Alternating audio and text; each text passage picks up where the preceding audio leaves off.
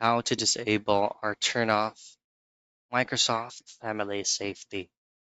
First things first, everything can be accessed via the account.microsoft.com/family. So this is going to be your home interface if you have downloaded the Family Safety app. So there's actually two specific ways of doing this. The first method is just to uninstall or just simply remove the application directly from your Microsoft account. You could also try to remove it using the web version of Microsoft Family Safety.